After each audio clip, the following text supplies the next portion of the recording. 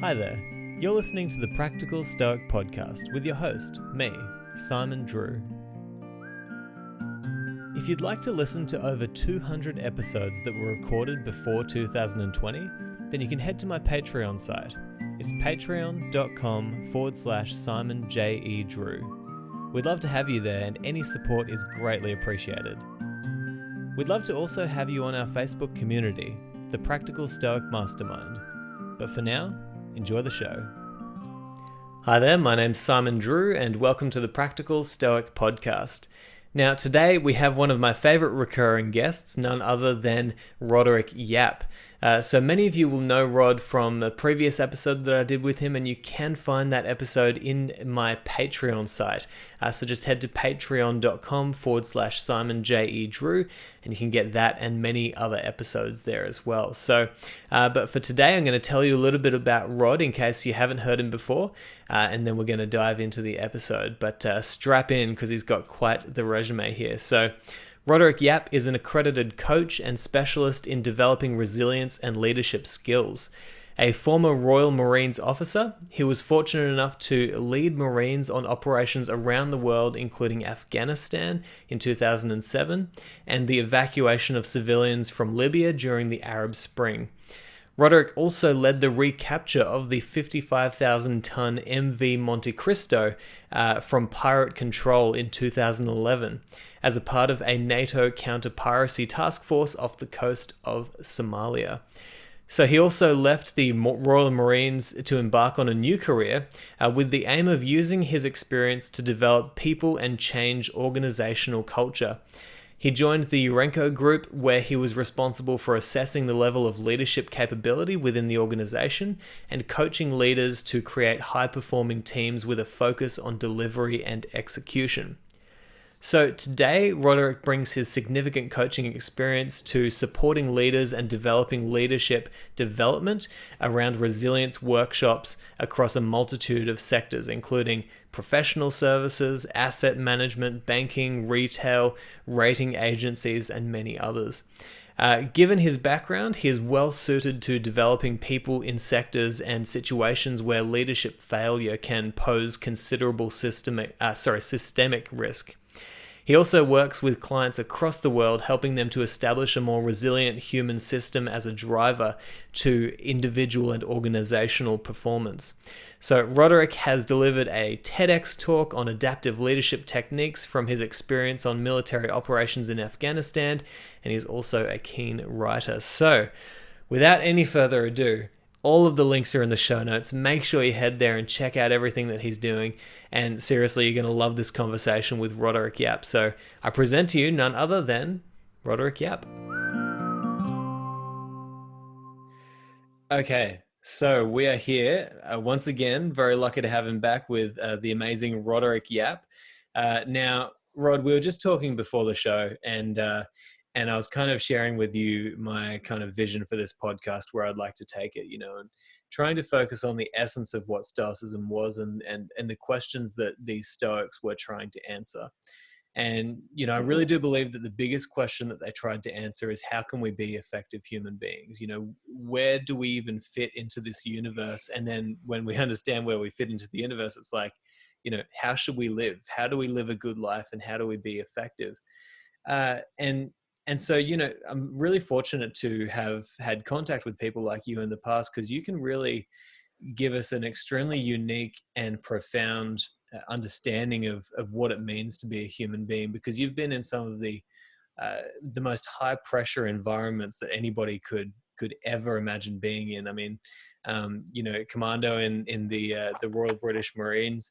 Absolutely incredible. I mean, you spent time in Afghanistan, you spent time fighting pirates off the coast of Somalia, which is one of the most badass things anybody could ever say that they've done, right? And so, you've been in these high pressure environments, so I'm going to give you the chance just to recap my audience, tell them a little bit about who you are, what you've done, and of course about the work that you're doing with leadership at the moment.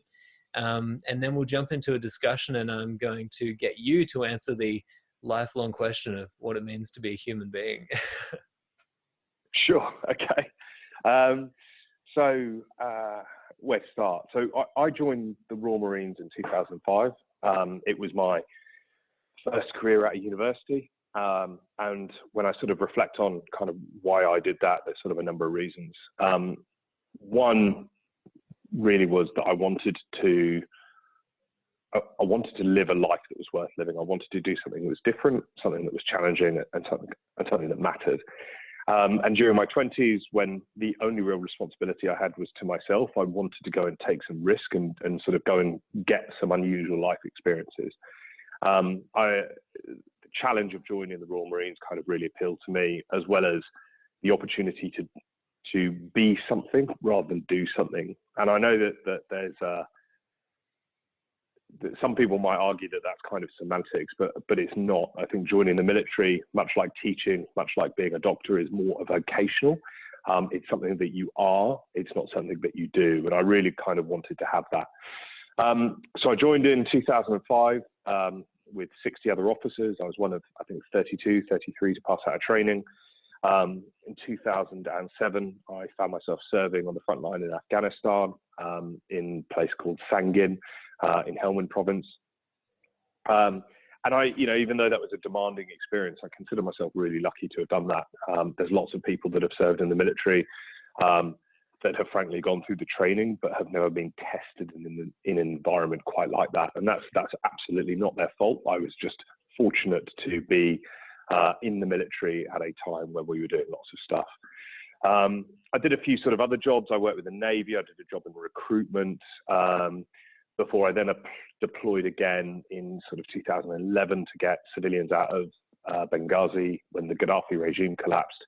And that was really exciting. That was one of the reasons I sort of joined, was to kind of be deployed at short notice to the world's hotspots, to go and sort of help people. And it was sort of a cracking experience. Interestingly enough, once we'd evacuated these people from Benghazi, and you've got to think that sort of Gaddafi's troops were surrounding the city. This is where the rebellion had come from. He was a dictator. Dictators tend to crush dissent. We were looking at the sort of streets running red kind of situation, which was when we went in to get these people out. When we evacuated them, got them on board HMS York and took them back to, I think it was Malta, to sort of to let them off. It was a hell of a rough sea, really rough journey. The Mediterranean really kicks up around the kind of February, March time. Lots of people being seasick. And when we dropped people off in Malta, one person said to me, if I knew it was going to be as rough as that, I probably would have stayed, which kind of makes you realize kind of how ridiculous some things can be in those sort of situations. And then towards the end of my career, I specialized in counter-piracy. Was lucky enough to lead the recapture of a 55,000 ton container ship from pirate control, and then go and act as a witness for the prosecution in a trial in the Seychelles, and a trial in Rome, which was great. I left in 2012. I went and worked in the nuclear industry for a couple of years. My job there sort of evolved into kind of specializing in sort of operational excellence. I took to that like a duck to water. I love lean. I love that kind of way of thinking about finding the best way to do things, and then sort of kind of standardizing that process, and kind of everyone moves forward together. And then in 2015, I founded my own business focusing on leadership development, largely because I realized that firstly, that was what I enjoyed most during my time in the military. It was about kind of developing my Marines, helping them become better at what they did. The better that they were, the more of an impact and an effect that we could have on whatever it was we were trying to do. I really enjoyed that part of my career. And then I realized that, lots and lots of managers are frankly let down by the organization because they're promoted because they're good at doing a job. And then it's like, right, you've demonstrated a great couple of years of, selling stuff in this organization. Now you're leading a team, get on with it. And they make all kinds of mistakes, and they really sort of struggle with this. And the organization, because it's promoted you for being good at doing something, almost reinforces that. So when you come under pressure, you're like, well, I know how to sell, so I'll just do more of that rather than taking a step back and kind of leading the team. That was a problem that I wanted to sort of work on and contribute to, because frankly, if I can help someone lead even slightly better, that has a knock-on positive impact for them, and then all the people that they subsequently lead throughout the rest of their career. And it's just some small way of making a sort of slight difference, a kind of incremental effect. So that's largely what I'm doing now. Yeah, I love it. I've got many questions for you based on that, because you've just had such an interesting experience and such a wide range of experiences as well. I guess the first question, I'll leave the deeper question for a second, but the first question is, so when you're teaching leadership, it seems like in society we encourage people to try and change the society from a bottom-up approach. You change yourself, then you can better take care of your family, then you can better take care of your community, then your country, then the world, right? So don't try to fix the world before you fix your own life, right? But in companies and leadership, there seems to be a top-down approach, right? Where you say, okay, well, sure, if the individuals are working well, that's great. But if you don't have a strong leader at the top, right? If you don't have that person who's governing in a really effective way, the whole organization's going to crumble. So can you talk to us a little bit about the importance that you see in having a really strong leader at the top, somebody who can lead effectively, and what it means even to be an effective leader?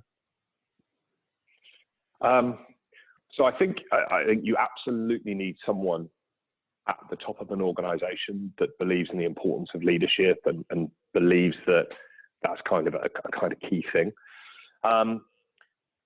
Leadership is something, though, that's done by behavior.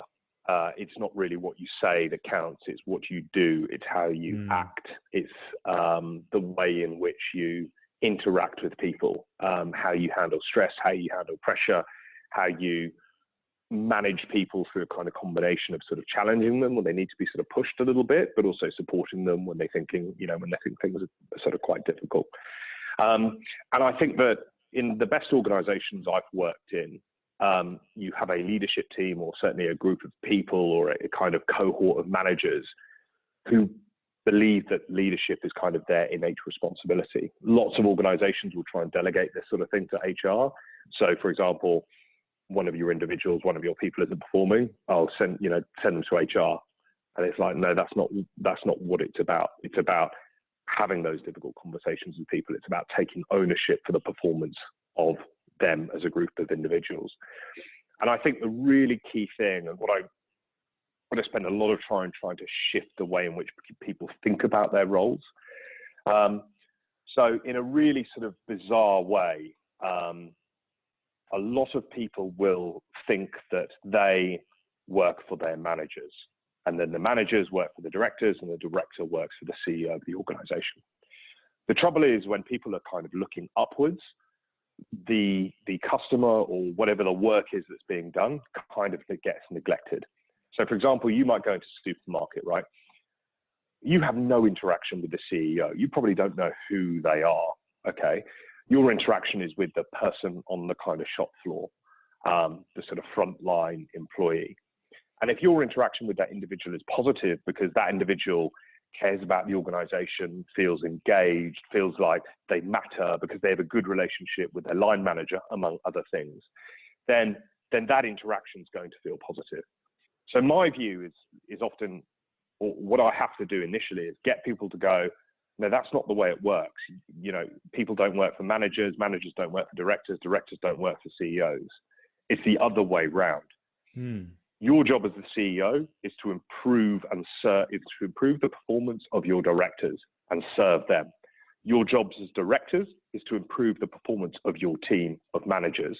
And your job as managers is to improve the performance of your people. Okay. Now, if you do that all the way through, if you have this sense that the customer of the leader is the team, that is the number one priority, you really start to shift things within the organization. Because ultimately, people start to sort of think differently about the relationships they have between their manager and their team. You think about what irritates people, what frustrates them, what causes high levels of employee turnover. Most of the time, it's the friction they have between what they're trying to get done and the relationship they have with their kind of manager. And so getting people to kind of think differently and sort of take responsibility and almost and it is a paradox. Get comfortable with a paradox that you serve your team. Your job is to improve the performance of them. Everything else that you do in a week is secondary to that. Everything else. That's what kind of shifts the needle. And getting people to realize that it's all about behavior. So it's the moment they walk into the organization, it's what they wear, it's how they interact, it's how they behave under stress and pressure at their kind of weakest moments. All of their people are looking to them for cues on how to behave. So if you lose your temper with someone because, you've had a bad morning and you fail to sort of manage your irritation or frustration with something that isn't going right, what you're basically doing is telling everyone else in the organization, it's okay to behave like that. It's okay to do that. And I would argue it's just not. If ever you kind of subsequently regret a behavior, then you kind of want to think about, well, what are the conditions that led me to behave in that kind of way? What am I going to do differently next time? Because that's fundamentally it. It is about setting that example. It is about managing your own behavior in order to get the best out of people. I love that. I think that's a really cool insight, that it's kind of like everybody's looking at the manager, and then the managers above the managers, and then the CEO. Essentially what you're saying is, no, turn around, look at who you're responsible to, whether it is the client or whether it is, your sales people or whatever, and make sure that you're focusing on that relationship being the most effective that it can be, and essentially leading by example as well. Like that's really powerful to because a lot of people do really focus on the person who's above them in the organization, whether it's like, oh, I'm late for work, my manager's going to be annoyed, or there's that kind of, everybody's looking at you. Turn around, focus on your own job, focus on exactly what your duty is in the company, right? And that was one of the kind of earliest lessons I learned in the Marines. I had a really good company commander, the sort of first one I ever had. His mantra was, look after the guys, everything else will take care of itself. The moment you start looking out for yourself and your career and starting to impress people at a senior level is the moment you start to lose it. Look downwards, look after the men, drive hard levels of performance out of them. It's okay to be demanding. It's okay to push them hard, but look after their needs. Make sure that you know them, you understand where they want to go in their careers. Do they want to be a future general, or do they just want to do a few years and sort of punch out and go do something different? Both of them are okay. They're fine. That the answer is kind of irrelevant, but you have to know it in order to sort of manage them. And when you sort of think about it, when you go out to sort of, off the coast of Somalia, you go out to the front line of Afghanistan, it's not me that makes the kind of difference as a sort of single individual. But if I can create a cohesive team who want to fight for each other, who believe that their leadership have their back if and when they make mistakes, then ultimately that's going to have more of an impact on the enemy, which is ultimately what we're trying to do. And in a weird way, it's in a corporate organization, it's just thinking about all the enemy are is a group of people that you want to have an impact on. But that's exactly all your customers are, all your clients are. So it's just shifting that thinking and replacing them. Obviously, you don't want to kill your customers or clients. You may want to do that to the enemy, but it's kind of the same way of thinking. Look after the people that work for you. Everything else takes care of itself.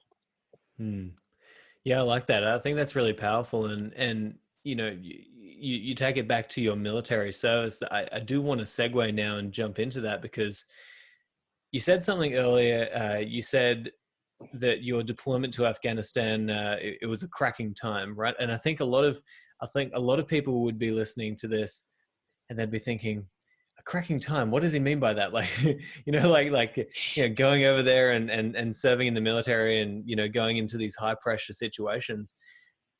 I think you have a really unique perspective on one thing in particular that I'm really interested in diving into with you. And that is human beings' capacity both for good and for extreme evil, right? You've seen both.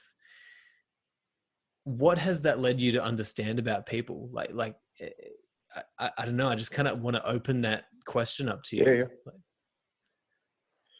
So this whole good evil thing is kind of interesting, and I sort of have thought about it kind of quite a lot. because it's a really simplistic kind of way of looking at things. I don't think that people are born good. I don't think that they are born evil. There's just people and their behavior. And when you kind of dig beneath it, there's a sort of graphic I've used a number of times called, I think I've referred to it as sort of the Freudian iceberg. So you've got an individual's results, which is driven by their behavior. That's the stuff that you see, right? But underneath the surface, underneath the iceberg, are the things that you don't see, which is how they think, how they feel, all of which is driven by a combination of their environment, the sort of the nurture, the kind of culture they grew up in, but also their nature, their kind of human nature, if you like. And all behavior is driven by those things. Now, it really depends on your kind of belief systems.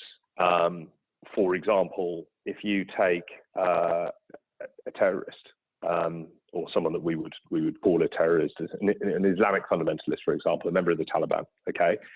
They have an entirely different way of thinking about the world, an entirely different set of belief systems, a lot of which is driven around the fact that, you know, the afterlife is kind of a better place than the world in which they're currently living in. Now, I'm not seeking to judge that. That's kind of unhelpful. But if you understand that, you can see why they behave in a way that they do, okay? Why they interact like that. And equally in Afghanistan, this is a group of, you know, warring tribes and factions that have no concept of a centralized government. You know, you talk to them about, you know, Kabul, they're like, well, why do I care about Kabul? Like, that's totally irrelevant to me. That's a totally different sect or type kind of group. And what I found it easier to sort of think about, certainly if I think about Afghanistan, was don't think about it as geographically different. Think about it as a kind of almost time warp. That's probably not dissimilar to how Europe would have looked almost in the Middle Ages in terms of kind of its development. Warring tribes and factions that don't like each other, that occasionally club together to fight a common enemy if it sort of serves their interest. Those kind of that kind of way of thinking about it. And so this whole concept of sort of good and evil, I try and avoid thinking about it because I think, or not try and avoid thinking about it. I don't think it's helpful. I don't really think judgment in any kind of form is helpful. And the way I've kind of shifted my thinking over the last sort of few years is thinking about things in terms of, is it helpful? Is it useful? Does it help me live a better life? Or is it kind of unhelpful? And I think the moment that you sort of start to judge people, you stray into this territory of it being an unhelpful kind of way of thinking. Because the reality is, you don't know what's going on underneath the surface. You don't know what kind of pain or challenges or stories they've told themselves that is kind of shaping their behavior. I think I saw it really kind of resonated with me when I saw a sort of graphic that sort of talked about Star Wars, but kind of using a slightly different narrative, you know, which was something along the lines of, but I'm going to butcher this quote, but, you know, Luke Skywalker, an orphaned child who joins an ancient religious sect in a sort of, an ancient religious sect who goes on to commit a mass atrocity by blowing up this sort of, you know, this planet system. And you start to think about it and you go, hang on a sec, you know, Luke Skywalker going up against sort of this big, you know, highly resourced, dominant evil empire. You know, if you just sort of shift that narrative slightly and sort of think differently about it, could you see the US as an evil empire? Well, it kind of depends on where you sort of grew up. And again, not seeking to judge, you know, this is seeking to kind of understand those sort of different perspectives. And I think that, you know, if you're interested in kind of, you know, in evil and sort of understanding extremely bad, violent, unpleasant behavior, there's loads of science. There's loads of experiments that have been done on this that show that humans can very, very quickly behave in ways that traditionally they would have thought of absolutely kind of reprehensible. The Stanford prison experiment is a sort of good example. There's a sort of variety of things there. And it kind of makes you realize that, hang on a sec, I like to think I'm really self-directed. But the reality is my role models, my environment, people's in positions of authority have a huge impact over my behavior. And I think all you can really do is sort of be aware of that, and sort of guard against it, and realize that there aren't good people and there aren't bad people. There's just people. And a lot of their behavior is shaped by how they think and the context and the environment they're facing. I think that is a more helpful way of thinking about it. No, I think that's a really interesting insight, and I'd have to agree. You know, I think it is a really helpful way of thinking about it, and you know, it even makes me think of you know the way that the Stoics think about our place in the universe. You know, like if this is a well-ordered whole, you know, if nature is, you know, everything sort of fits into the ecosystem of nature, and you know, we're not separate from nature, but we are in many ways being, you know, our lives are being run by nature, right? Like we tend to think that we're in more control than what we actually are, but in reality, I mean, if you think about it, what we do doesn't necessarily always run the show. And so even to imagine ourselves in the perspective of another person, it's hard to do because you're imagining yourself from what you think that they think. How could you possibly understand what they think, right? Like you don't have the 20, 30, 40, 50 years of experience that they do thinking what they think. And having that so deeply ingrained, you know, the way I kind of put it, it's like, you know, nature is what forms us, you know, creates us. Culture is what then goes on to shape us even more. And then, you know, kind of philosophy is what guides us. And, you know, these kind of ideologies, religions, beliefs, philosophies that we all come into contact with. And once you've got those three combinations forming you into some sort of human being, it's so hard to imagine how anybody can possibly change, how anybody can see a different perspective than the one that they're currently in, right? And I like the way that you put that. I like the kind of three ways of kind of thinking about it. Your nature, sort of kind of, you know, what creates you, your culture, what sort of shapes you, and lastly, your philosophy in terms of kind of what guides you. I think the majority of people don't really kind of think about it like that. And if I start with the kind of end, if I start with this sort of philosophy, everyone lives some form of philosophy, right? But it may not be a conscious one. Everyone has, I mean, philosophy really answers the question, or tries to answer the question, how do I live a good life? What does a good life look like? But very, very few people, I think, really kind of think about that. They don't very often kind of start with this concept of, I've only got one of them, so I probably want to think about how to live it in the sort of best way possible. Those are really big, sort of scary questions. And I think that lots of people would have been familiar with kind of Stephen Covey's 7 Habits of Highly Successful People. You know, I found that really helpful. You know, start with the concept of the end in mind. Like you're lying on your deathbed, you have 30 seconds to impart some advice to one of your great-grandchildren. What do you say? Because ultimately what that's getting you to sort of think about is this concept of what does a good life look like? How should I live? Those kind of questions. And I think they're inherently really scary. So people avoid them, and they don't sort of try and think about them. And one of the things that I found hugely helpful about Stoicism, or hugely valuable, is this kind of idea that so whatever created us incomplete. And part of your kind of mission in life, part of what you're about, is to kind of seek wisdom, to sort of dig underneath the surface, to understand your nature. What is it that makes you tick? And I read a fascinating book on evolutionary psychology by a guy called David Buss that really kind of digs into the detail and starts to make you challenge some things around kind of free will, but really helps you kind of understand and clarify that we are designed in such a way that was frankly really helpful and sort of, you know, ultimately has kept our ancestors and the kind of chimps that came before us alive for the last sort of 50,000 years. A lot of that circuitry, a lot of that design, a lot of those mental programs still run in us today and cause us all kinds of problems in the modern world. The role in which sort of your culture your environment shapes you. If you look at how, for example, people approach conflict, how they approach a disagreement with their spouse or partner, often I found that when you ask them the question around how did your parents argue, how did they fight, how did they engage in sort of conflict, lots of people will go, oh my God, I basically behave exactly like my dad did when he was having an argument with my mum. And you're just sort of shining a spotlight onto the look, huge amounts of the way you behave now are shaped by kind of what came before you, sort of positively and negatively.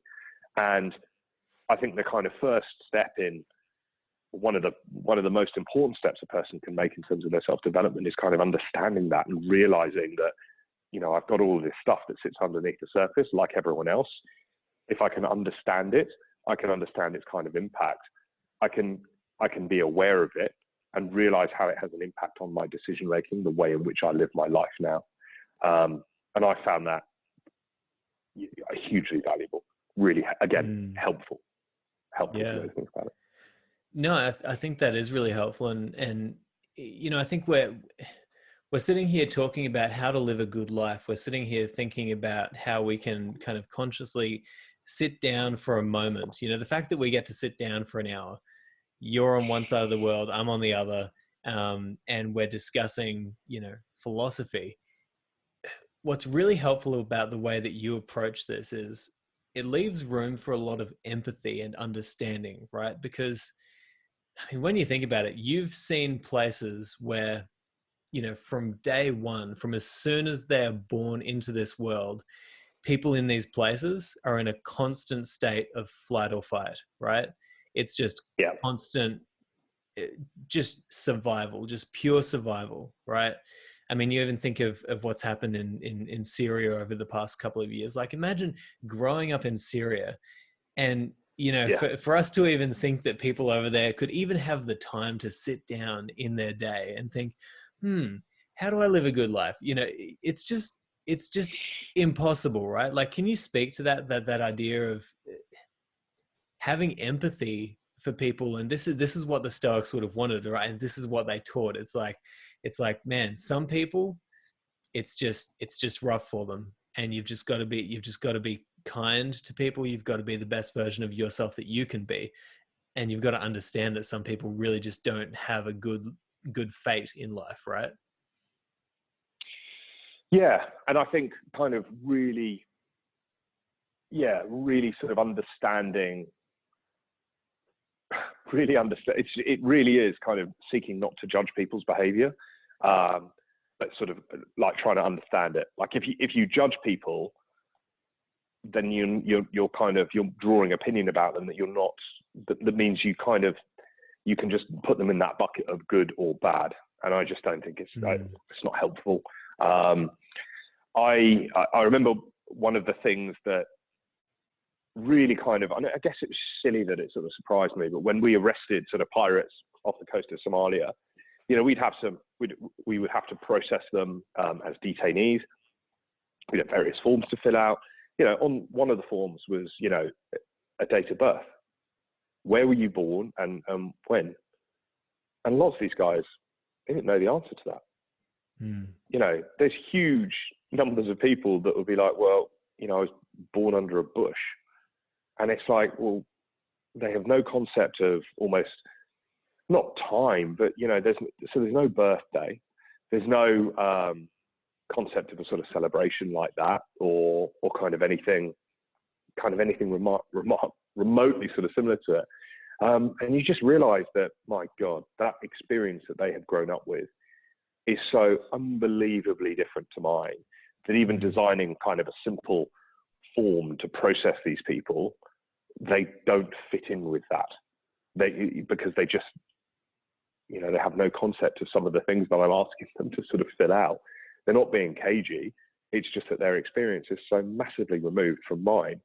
And I think that understanding this makes me realize how damn lucky I was to be born, just frankly, in the West, in the developed world, to live underneath a kind of democracy where, there is a rule of law. Frankly, it's it's almost a bit of a miracle that's kind of happened, because for huge numbers of people, they don't live in anything like that. As you said, every single day, the question isn't how do I live a good life? How do I create some form of fulfillment? It's like, how do I survive so that guy over that hill doesn't kill me? How do I make sure that I've kind of got enough food? Now, when you sort of flip it round, if I'd grown up in Somalia, would I pick up a rifle and go and have a crack at maybe a sort of ship passing by, sort of seek to kidnap them and take them for ransom? I probably would, because that means that I can effectively provide for my family. So when I was dealing with these pirates, and when I was sort of, creating the conditions for, I guess, how my Marines behaved, my line was always, listen, be firm. Got no problem with that. Be firm, grip these guys. I don't want them to think that they can, that they've got a potential opportunity if we're not really assertive with them. However, we treat them firmly, but we treat them fairly. Because if you were born in a different part of the world, chances are you would be picking up a rifle and doing something like this. Yeah. And again, like that, it's just my behavior, my kind of leadership creates the conditions for the environment. And being really clear about those things meant that, if some of the guys were ever outside of those boundaries, I could come down on them and say that is, completely unacceptable, and sort of, and grip them and sort of maintain the kind of moral authority that my role required me to have. That's kind of sort of how I think about it then.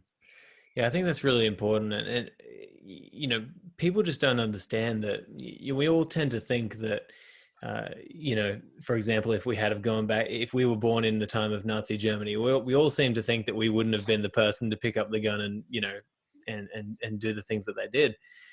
But in reality, 99.99% of us would have done exactly what they did. And it's the same. And when you can step outside of yourself and see that, then you really can have compassion. But it's also about, a lot of people in the world are stacking up at zero. And when you have absolutely nothing to lose, you'll do anything, and you can imagine that for yourself. It's like, man, if I had absolutely nothing to lose and my life was just so crap and everything that's bad happened to me over my life, and my parents left me, and born under a bush, and then can't provide for my family, why wouldn't you jump on a boat and try to hijack a I think you said 55,000 ton ship? Like, why wouldn't you? And so that can really leave a lot of room for a lot of empathy, and I think that's a really important perspective. I think that's something that has to be in the rule book for how to be an effective human being, right? That true understanding that if you were in that person's situation, not that you can even imagine being in that situation, but if you were, you would be doing exactly what they're doing or something similar, right? Yeah, 100%. I think it's, again, like, is it a more useful way of thinking? I think so. And that's kind of what I'm trying to, I guess what I'm thinking more about. Is it useful? Is it helpful? Or is it not? And I think, empathy is one of those things that kind of, people really detect it in you. And doing a lot, my role is kind of to develop leaders, but also, one of the things I do is act as a coach. So, spend a couple of hours with someone talking about, the challenges that they're having. Like, lots of their behaviors, if I choose to judge it, I'm like, Christ, that seems a bit odd. But then I'm like, well, hang on a sec. You had 15 months of leadership training before you led anyone. These people have often had a spattering of coaching sessions, maybe a sheep dip development program. Okay. Don't judge them and expect them to kind of get it right all the time. They're not going to. That's what you're here to do, to help shift them and become fractionally better. Fractionally better over a period of time can have quite significant results by just changing the way that they think and challenging some of the ways in which they've done things. But again, not doing it from a position of, this is how you lead people, because frankly, I've led 20-something-year-old Marines in combat. Does that necessarily mean that I know how to lead a group of accountants through a massive transformation program. Well, it's a vehicle for leadership, but it's not the whole thing. Again, I'm shaped by my experience and my context. It's useful in some areas, but equally, I think you have to be aware of the limitations of that experience. Yeah, definitely. Now, I appreciate you sharing all that. I think that's a really important point that we've come to in the interview. And I want to somewhat shift gears now into the high pressure world of decision making in the field, right? Because you obviously have a better perspective than 90% of people on this earth about what it means to make a really high stake decision. Could you speak to us about your experience in the military and how you learned to maybe give us an example of a time when you had to think in the second, and what that pressure was like, and how we can use those kinds of decision-making skills in our modern lives, maybe in lives that are a lot easier than being on the front line of a war. So it's difficult to sort of detach the kind of conditioning and sort of training that I've sort of been through, because whilst they were highly pressurized situations, I knew how to handle them. I knew what I was doing. So like a highly pressurized situation might be working in accident and emergency for a doctor, but it kind of would be for me because I got none of that sort of training. For them, it's like, this is just business as usual. I'm just triaging, problem solving, doing what I can. It's almost like you're sort of conditioning and your training and sort of how you prepared for that environment kind of shifts things from the conscious mind into the unconscious mind. So it becomes very much sort of automatic. Interestingly, when I sort of think about like, what were there any times that I was really scared in Afghanistan? It was always before something happened, because you get this sense where, hang on a sec, last time we were in this area, there were loads of women and children playing. I'm sure 5 minutes ago, there were children out on the streets. They've all disappeared. What's changed? What's different?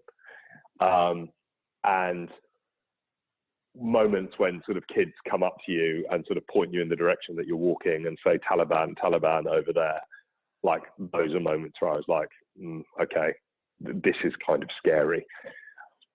Weirdly, once it kicks off, my sort of way of thinking about it was, and I guess the mental model I sort of created around this whole thing was, well, if I survive the first 30 seconds of a firefight, ultimately I'll probably survive the whole thing. And the reason is because if I can kind of get into cover quickly, they're probably starting to think about, right, we've attacked them. We don't have huge amounts of force. We want to get out of here. It's a sort of shoot and scoot attack. We want to ambush them, loads of rounds and RPGs in their direction, and then we want to pull out as quickly as possible. So my logic was, if I can survive those first 30 seconds, they're already starting to think about, how do we get out of here? And therefore, when it came to kind of making decisions under pressure, making decisions in that environment, the first thing was to make sure kind of I was safe, get down behind a wall or return fire until, you know, the round stopped coming in my direction. Once I was kind of into a position of relative safety, it was effectively like, right, where do I think they are? What are the tools I've got at my disposal? And I was kind of into it. But it was one of those things that I had practiced it over and over and over again. There was almost a sort of set of principles and almost like a formula in my head for how to deal with it. So that by the time I did it for real for the first time, and I'll never sort of forget that, it was something I kind of knew how to do.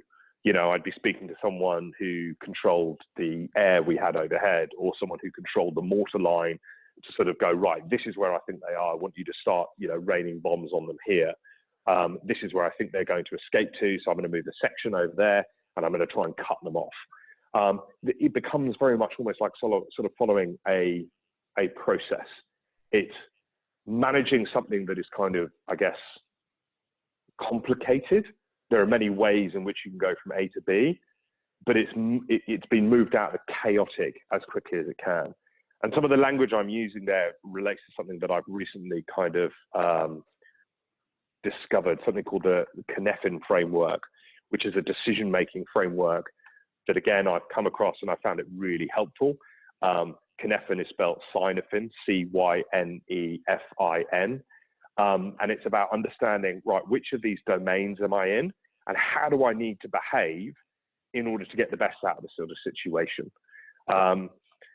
And so for me, like even serving on the front line in Afghanistan, never felt massively pressured. The most stressful time I've ever had in my entire life was working for an organization. This was before I started my own business, a consulting organization where we used to sort of sell work and then work out how we were going to do that. And frankly, I didn't have the skills. I wasn't very good at it. And every day I turned up with this sort of ticking clock counting down, almost like it was sort of some kind of time bomb, but not knowing how to diffuse it. And that I found tremendously stressful, because in the back of my mind, I always sort of thought, you know, if I die in Afghanistan, well, you know, obviously that's not an outcome I want, but, you know, I won't have to live with the mistakes I make. You know, my family will get a check. I'll kind of, you know, pass off into the next life as kind of a war hero, ideally.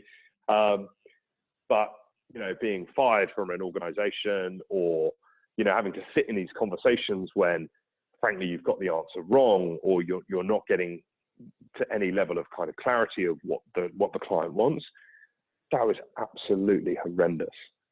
That was a complex problem that I didn't know how to solve. You know, that's like being faced with almost kind of surgery and kind of working it out as you go along. Yeah. That would be massively stressful. Yeah. So I think there's a huge amount about kind of, you know, how well are you conditioned? Do you know how to solve the problems that you're facing? Do you know how to kind of manage yourself internally to sort of manage that stress and those kind of things that are sort of going on underneath the surface? Or you're in an environment that is completely out of your depth. I think that it's kind of worth thinking about those things, and it's helpful to kind of contextualize it like that. Yeah, I think I'm going to make a point now, and it does relate to what you're saying, but I understand that what I'm about to say will completely reveal how soft my life is compared to yours. But I think it's a good point nonetheless. I think that what you're saying there is kind of analogous to something that we were taught in university by our music teachers, right? And what they said was, you know, what you need to do is you need to, you know, practice, learn from the best musicians, you know, learn the lines that you should learn. You know, all of your practice for on stage happens in the practice room, right? But then before you get on stage, you need to forget about everything that you know. Yeah. And you need to go up there and you just need to be there, focusing on that one thing of performing at the best of your ability. But it's almost like as soon as you're on stage, when the stakes are high and you know that the audience is either going to love it or hate it, you just need to forget about everything that you've learned and just let your training take over, right? And it seems like a similar sort of situation that you were dealing with. It's like, okay, it's a high pressure situation, but you don't even have time to think in a situation like that. You need to fall back on your training and allow all of those hours of training to take over in that moment, which is another interesting point that actually Seneca talked about. You know, he talked about how in every situation in life, we should look to the warrior, to the soldier for inspiration, because what they do is they spend hours and hours and hours, days and weeks and months training for that 30-second fight that they're going to have. Yeah. Because they know that it's in the training that they are prepared for that 30 seconds, right? Can you kind of talk about that importance of the training before you actually make these decisions or before you get into these high pressure situations? Yeah, I mean, I think that the training is kind of everything, but it's. So I think that in the military there's a sort of way in which we train, which is you go to a place, you go to sort of Lympstone for the Royal Marines, you go to Sandhurst if you're an army officer, and you go through a kind of a period of training, and then there's a huge amount of also kind of on the job training. And I think that it's the kind of on the job training that is most helpful to kind of other people, or I guess more easily translatable into the sort of into the other world, into any other world really. Because if you think about it, like, you know, what is it you've kind of been asked to do, or what is it you're about to do? If you can detach yourself from the outcome and sort of think about, how do I need to prepare? How do I need to behave in order to kind of get the outcome that I want? Then what you can start to sort of do is go, well, how do I create the feedback loops that sort of lead to a good outcome, if that makes sense? So like, for example, and this requires a sort of slightly different kind of way of thinking about things. I've again found it really helpful to be really clear on the difference between my performance and my personality. So lots and lots of people, for example, in order to get good at anything, you have to invest a certain amount of yourself in order to deliver a sort of good performance. So chances are, when you went through university and you were studying music, you invested huge amounts of your time, your energy, in becoming a musician. Now, that will take you to a really good level of performance. But if you want to go from good to great or great to world class, you need to be able to divorce the two concepts apart. And you need to be able to detach yourself from almost the kind of performance on the day, so that you can actively seek, but also listen and take on board and invite the feedback that others have. And I think that the way in which you kind of do that is if you sort of treat everything that you do as kind of like an experiment. So yeah, you absolutely work your ass off. You try your hardest to make sure that the recital of performance that you're going to do, or the leadership workshop or the coaching session, is as good as it can be. But the moment you sort of start it, you detach yourself to go, it's an experiment. It's not the finished product. It can always be better. Others are going to have a perspective of it. That's about my performance, but my personality remains intact. So for example, we could finish this call and I could say, you know, how was all that? And you could say to me, yeah, it was kind of, you kind of missed the mark with some of the things that you were talking about, or your answers weren't as clear as maybe they should have been. But I can invite that feedback and hopefully take it and go, right, yeah, fair enough. I can sort of see that perspective. I can understand that. When I open the door to my study and I go and see the dog, or when my children come home from school, they don't see any of that. They don't see what I've done all day. They see me for the person I am, and they see me for my kind of personality. And again, in terms of ideas that are helpful to think about, I found it really helpful to think about your work and everything you do as an experiment. You should be seeking perfection, but understanding that you kind of never get there, that everything you do can be improved upon, but your personality is totally separate.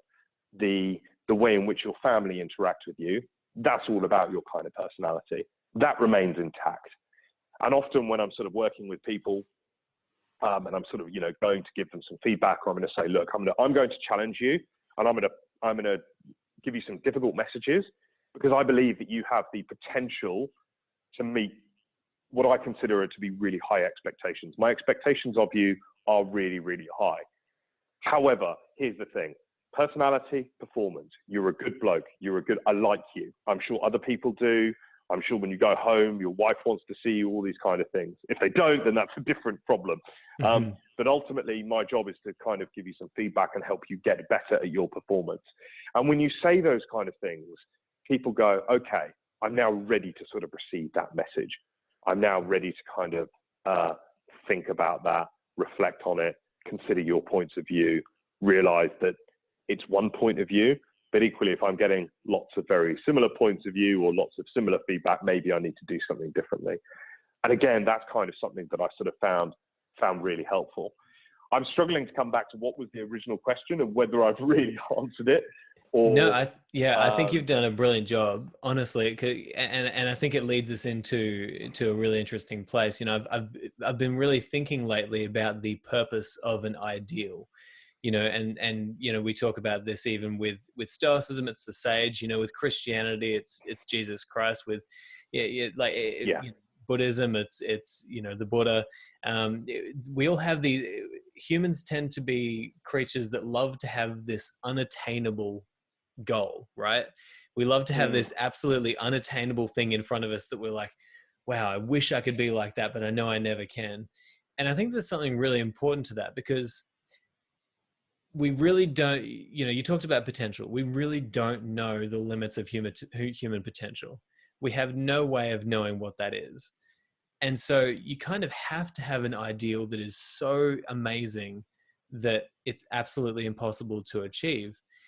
And as soon as you start to think that you're all that and that you've reached a certain point and you're good to go, you've completely lost the game of life. Because the game of life should be to constantly try to push yourself to your limits, to understand just how far you can go.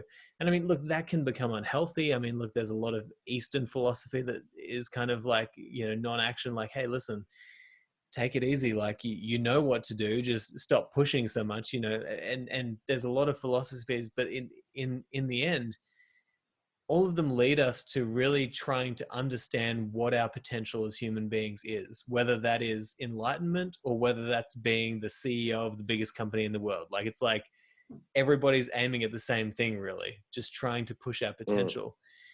But I really like what you're talking about there, because essentially what you're saying is that everything needs to be an experiment, meaning everything needs to be an opportunity for you to get feedback.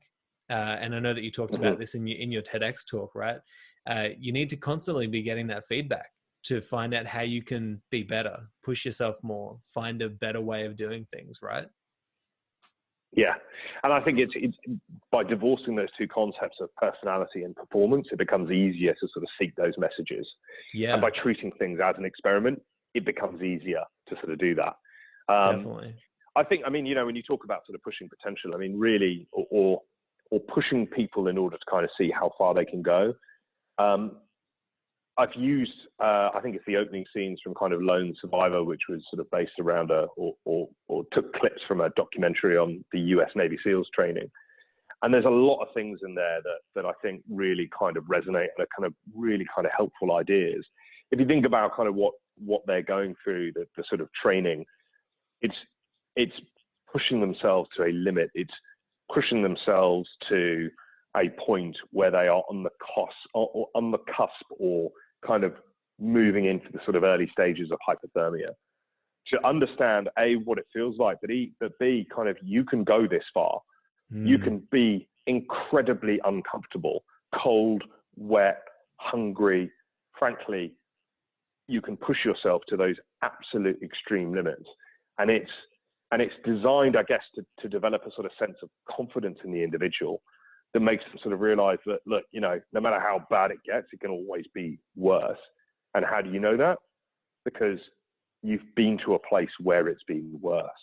And I think that, a lot of people, I find myself talking to a lot of people kind of about resilience and those sort of things. And I think one of the challenges is that people want to be resilient. They want that skill. They want to be able to handle pressure, but they don't want to pay the price. The price or the conditions required to create a form of resilience require you to be uncomfortable, require you to be in some form of sort of physical discomfort or dare I say it, pain, in order to realize that actually, do you know what, I can deal with this. Can I deal with 5% more? Can I deal with sort of 10% more? Yes, I can. And I think it's only by kind of discovering or sort of pushing those kind of boundaries that you sort of realize the person you are and also where your limits are. You ask people, certainly that you kind of work with on a daily basis, when was the last time you genuinely felt hungry? And most of them will say, well, I was quite hungry kind of yesterday, just before lunch. I'm like, no. Really hungry, famished hungry, whereby you would eat something that you don't like the flavor of, purely because it's going to take this pain and discomfort and this kind of absolutely horrific feeling away that you've got in the pit of your stomach. Oh, right, okay. Well, very rarely. possibly maybe even never. Mm. And you realize like that's a condition that people live in every single day. You know, forget like having choices around kind of what you eat. You know, if you're hungry enough, you'll eat anything. And this is something that I'm not, it sounds like I can be sort of kind of quite harsh, but my sort of view is it's okay to be a little bit uncomfortable. So my wife, and you know, I was thinking about this the other day, my wife will always be sort of going, oh my, you know, my daughter Charlotte, she won't wear a coat. She won't wear a coat. And I'm like, okay, fine. Let her not wear a coat. And the way I do it with her is go, right, you have a decision. You have the responsibility to make this call. So here it is. You don't have to wear this coat now. However, you can't wear it until we get a mile away from the house. So you now have to make a call. Do you want to put it on now and see how warm it is outside? Or do you want to not wear it, but at which point you can't wear it for a mile? Now, it can get quite cold in the UK. It can get a bit wet. But I'm like, it's okay for her to feel the cold, the discomfort. You know, that's okay because it stimulates a change, or it stimulates a different way of thinking whereby, do you know what, maybe when it's snowing outside and my dad says put on a coat, that might be a good idea. You know, but it's giving her the ownership of kind of making the call. And I think being cold, being hungry, being a bit wet from time to time, there's no harm in that. There's nothing wrong with it. I think if anything, it's kind of helpful. Some people will probably go, oh, that's just ridiculous. That's a really extreme, you know, that's like, you know, some form of abuse. I'm like, I would argue it isn't. I would argue that actually it's almost a form of abuse to give a child everything that they ever wanted. Yeah. To give them whatever they feel like they're eating, to give them sweets whenever they want it so that they damage their teeth and put on weight. I think that, again, it's helpful to understand this concept of hurt versus harm. So, for example, exercise hurts, but it's good for you. The chocolate bar doesn't hurt. It feels good, but it harms you. And when you're thinking about your sort of life philosophy, do you have a grasp of those two concepts? Because, frankly, you just can't live your life in a permanent state of comfort. And if you try and do that, actually, you'll just find yourself being numb the whole time. You know, it's part of the human experience to experience some form of discomfort. And I think this is one thing that the military does really well, is that you experience it frequently enough to remember that actually, do you know what, if I've just got a roof over my head, I've kind of got everything I need. But equally, it's kind of it's a world in which you live high highs and you find yourself in great environment, like on the beach in the Seychelles, you know, with a can of cold beer in your hand, or on the front line in Afghanistan, having never slept. And it's those kind of two really extremes that I kind of enjoyed, because I never wanted to be kind of numb. I never wanted to drift through life, complaining about the weather or, you know, or just the trivia and minutiae. I went to a meeting in Manchester yesterday, client meeting, relatively new clients, talk about some work that we're going to do. And on my way to the meeting, it was raining. A bus hit a pothole. And I'm not joking, I got covered in shit, brown, excuse my language, crappy brown water. And I was like, oh my God, that's irritating. And it was one of those things where I was like, well, do you know what? If that's the worst thing that happens to me today or this week, it's a pretty good week.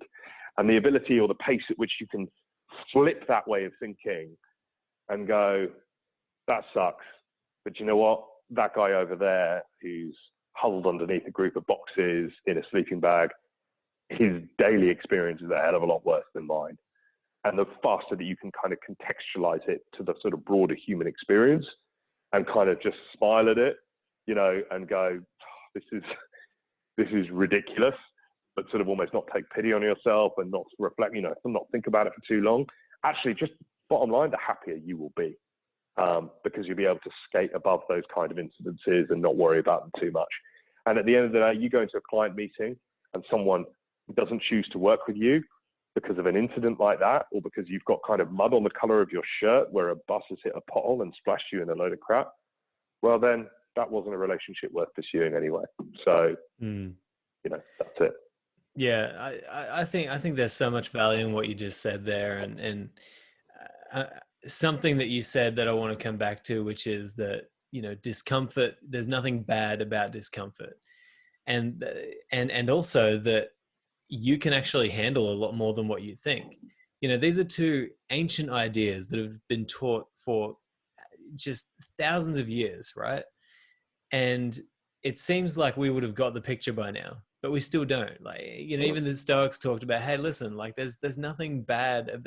I mean, you pretty much recited a Stoic line. It's like, there's nothing bad about being hungry. And in fact, like, when was the last time that you were so hungry that anything would have tasted good?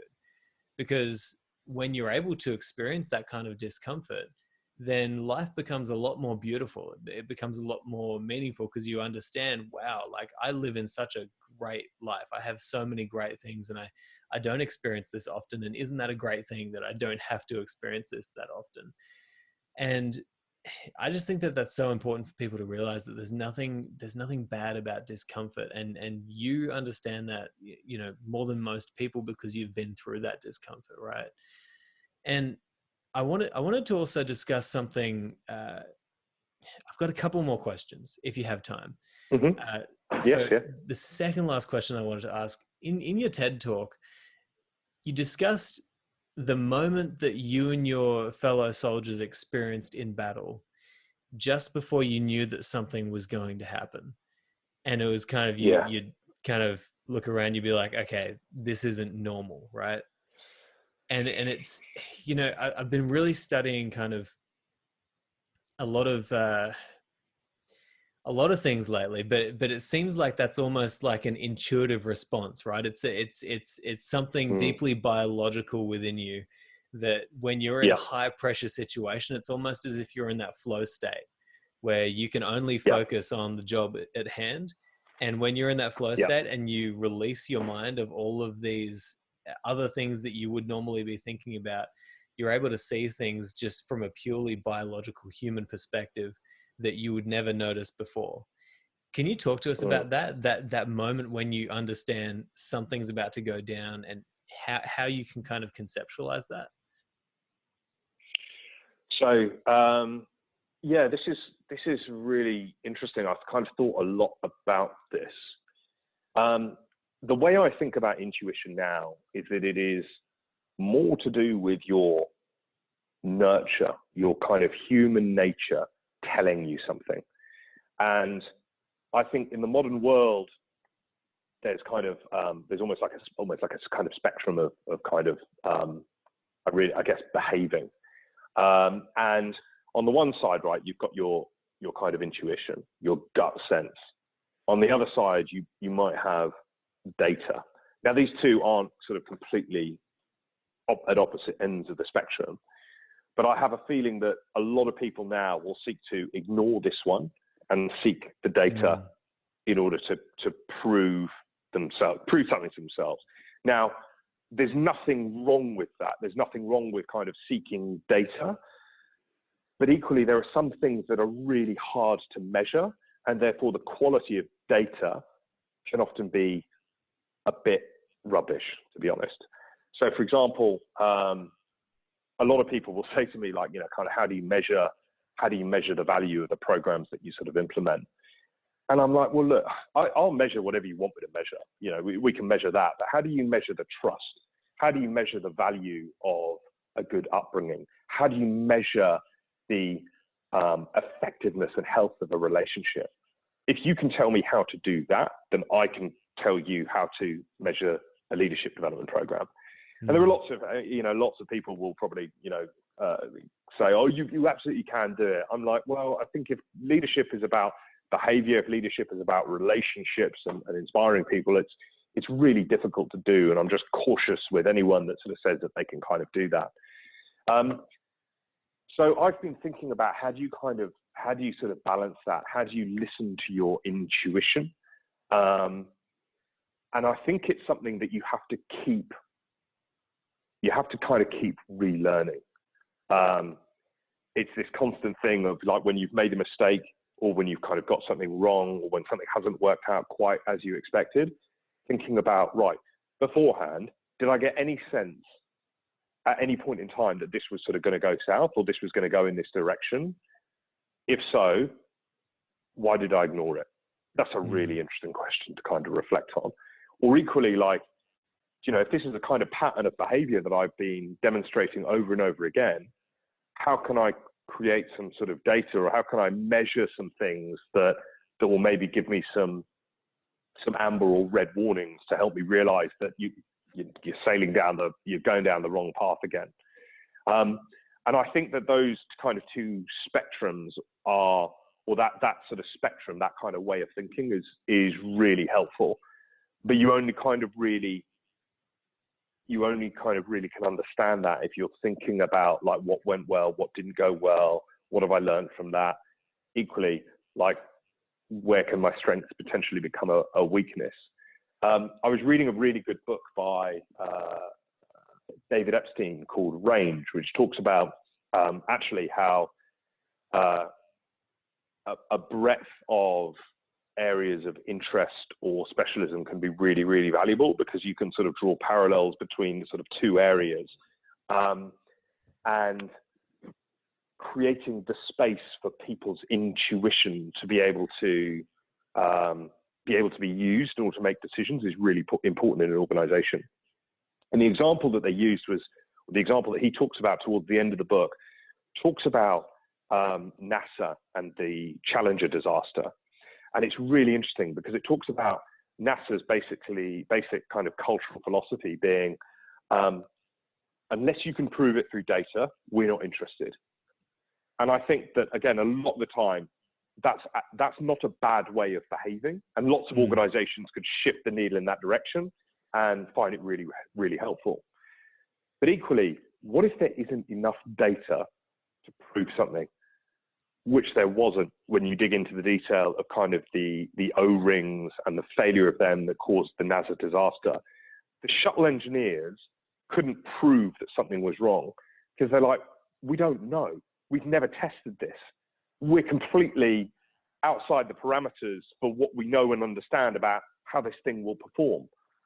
And that intuition, that gut feeling of, I don't think this is going to work, they couldn't relay that to their leadership, to their managers, because they didn't have enough data points to drive the decision and to sort of make that thing happen. And I think that, you know, when I sort of think about Afghanistan, if someone had said to me, Rod, prove to me that there is something wrong with this picture, with this scenario, a lot of the time I would be, I can't prove it to you. I can't tell you why. I just know something's not right. And one of the best leaders I ever worked for, who went on to become the Commandant General of the Royal Marines, a guy called Charlie Stickland, who's an outstanding leader. He said to me, and I still remember it to this day, he was like, he used to have these joining meetings at his house with every single new officer, you know, time intensive, probably got loads of better things to do, but, you know, he prioritized his people, and that just came through him entirely, you know, top to bottom. And he said to me, he said, you're going into a role as the sort of second in command of a company. Trust your intuition, trust your judgment. The words he exactly used were trust your spidey sense. If you think something is wrong, it's wrong. You may need to go and collect data and find out why, but trust that intuition.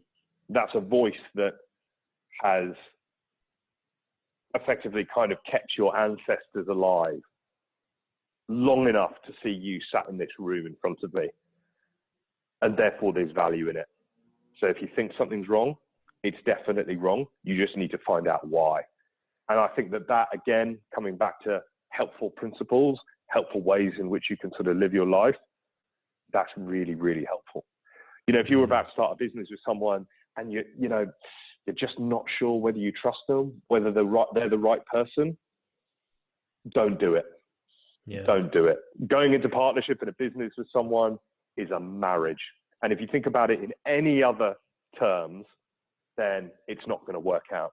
It is a professional marriage, and you have to be really clear about what it is you both want out of that. But equally, if you have any sense that you're like, oh gosh, not quite sure I trust this guy. You know, if you are aware of their weaknesses and they irritate you, those are going to become massive fissures and cracks in the relationship further down the line. It's going into those things with kind of open eyes, but sort of trusting your intuition, trusting your gut, hugely important.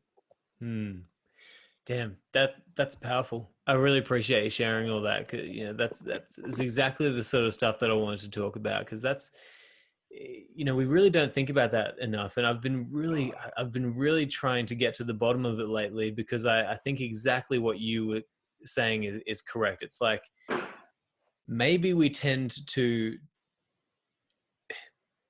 we've become a society of overthinkers to a large degree, I think. And that's, again, there's nothing wrong with thinking. I'm not saying people should just go out there and forget about, you know, thinking. But it's like, sometimes you just get a feeling, and you know that something's not right, or that something is right, and you need, and I think what's important about what you're saying is, and especially what you got from your leader, like, if you feel like something's right or it's not right, okay, trust it, but then back it up with the data, right? Like, they can go out there and find out why it's right or why it's not right. I think that's really powerful stuff. Thank you so much for sharing that. No, not at all. Not at all.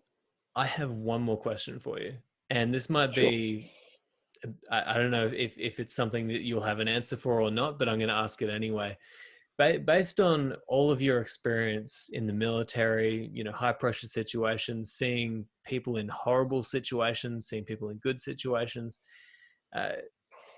what do you find most beautiful about humanity?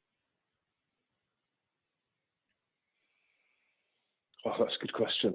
What do I find most beautiful about humanity? I think that we all have the ability to grow and develop and change. Nothing about you in this current moment is permanent. Whether you're having a good day or a bad day, whether you're in a place you're really happy with, whether you're not at all happy with the situation you'll find yourself, all of it you can do something about. You can change. You can make some decisions that either shift you in a positive direction or don't. And I think that ability to have agency over what it is you're doing, where your life is a real uniqueness that we have. And I think just living in the West, living in the developed world, just means that we have more potential to kind of do that. We recently took over ownership of a dog from someone, a sort of Sprocker, sort of Springer Cocker Spaniel mix.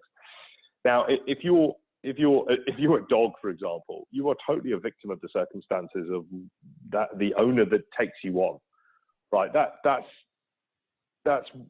really basically kind of it, isn't it? That's, your life is dictated entirely by how someone else treats and interacts with you.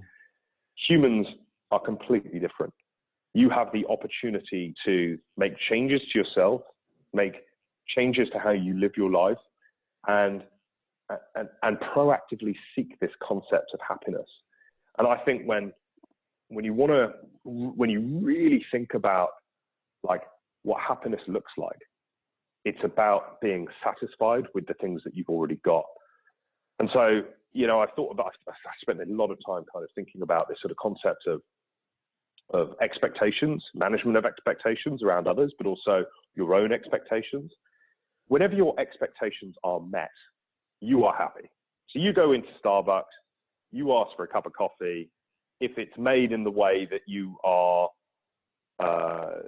expecting, you're happy with that, right?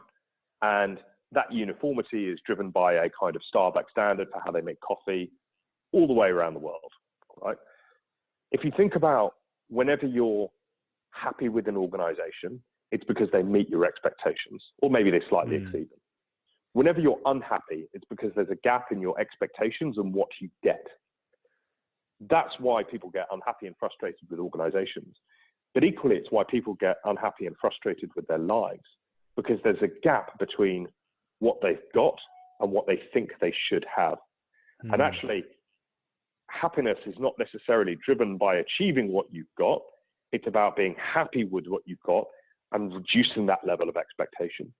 So if you can be thankful, and this takes some time, I'm not saying that this is easy, but if you can be thankful for the fact that you have access to food in your house, that you have a warm building around you, and you go to bed in a safe and secure environment, everything else on top of that becomes a bonus.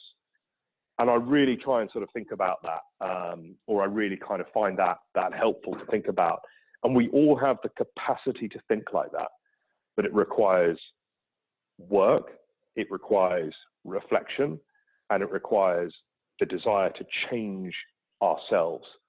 And I think one of the biggest problems of the world is that everyone wants to change someone else.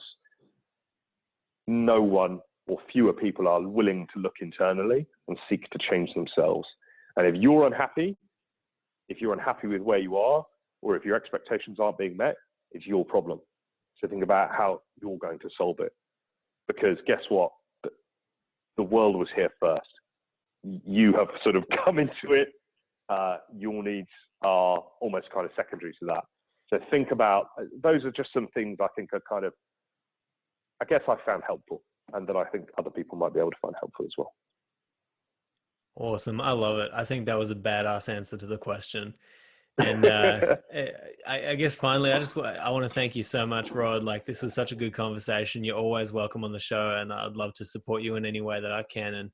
And for anyone out there who, owns a company or, is after some sort of leadership coaching, can you tell them a little bit about Leadership Forces and what you do?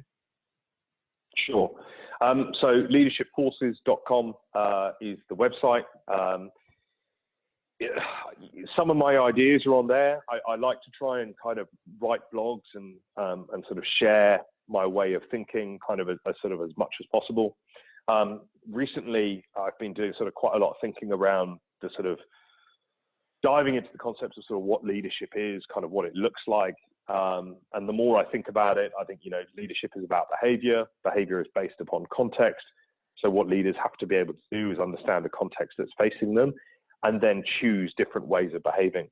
So the example I used in terms of kind of intuitive, making decisions based on gut feel and kind of using data, that's an example of a spectrum of behavior. But there are a variety of different sort of spectrums. This, I think, is a sort of slightly different way of kind of thinking about leadership. But, there's kind of plenty of stuff on the website that sort of explains kind of what it is we do.